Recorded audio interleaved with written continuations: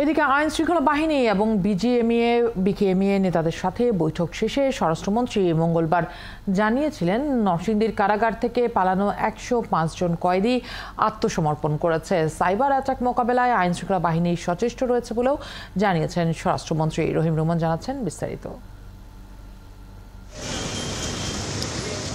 মঙ্গলবার রাতে ধানমন্ডিতে নিজ বাসভবনে পুলিশ সহ বেশ কয়েকটি আইন শৃঙ্খলা বাহিনীর ঊর্ধ্বতন কর্মকর্তাদের নিয়ে বৈঠকে বসেন স্বরাষ্ট্রমন্ত্রী।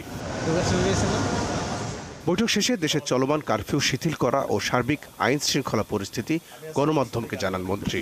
মোটামুটি আমাদের কাছে যে যা মনে হচ্ছে, আমাদের পরিস্থিতির উন্নতি হচ্ছে। দেশবাসী এইখান থেকে পরিত্রাণের জন্য তারাও রিকোয়েস্ট করছেন এবং বিভিন্নভাবে ইনফরমেশন দিচ্ছেন, যাতে করে আমরা সুন্দরভাবে এটা মোকাবেলা করতে পারি। আমরা সেই অনুযায়ী আমরা মোকাবেলা করে আসছি।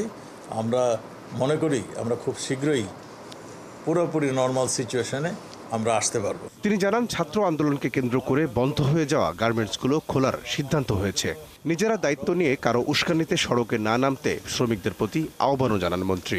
যারা ডিউটি করতে আসবে তারা যেন তাদের পরিচয়পত্রগুলি নিয়ে আসেন এবং গার্মেন্টসের শ্রমিকরা আপনারা আগেই তাদেরকে একটু ব্রিফ করে দিয়েন যে এটা কোনো শ্রমিক আন্দোলন নয়, এটা কোনো রাজনৈতিক আন্দোলন নয়, এটা ছাত্রদের একটি কোটা আন্দোলন ছিল। সেইখানে শুধু এটা ছাত্রদেরই ব্যাপার এবং তারাও লক্ষ্য রাখবেন যাতে করে শ্রমিকরা ভুল বুঝে রাস্তায় না আসেন। মন্ত্রী জানান, নরসিংদী কারাগার থেকে পালানো 105 জন আত্মসমর্পণ করেছেন। যারা আসামি ছিল, যারা ধৃত ছিল কিংবা যারা বিচারাধীন মামলায় অপেক্ষা করছিল, এরা কিন্তু অনেকেই আবার আমাদের ডিসি মহোদয়ের কাছে আত্মসমর্পণ করছে।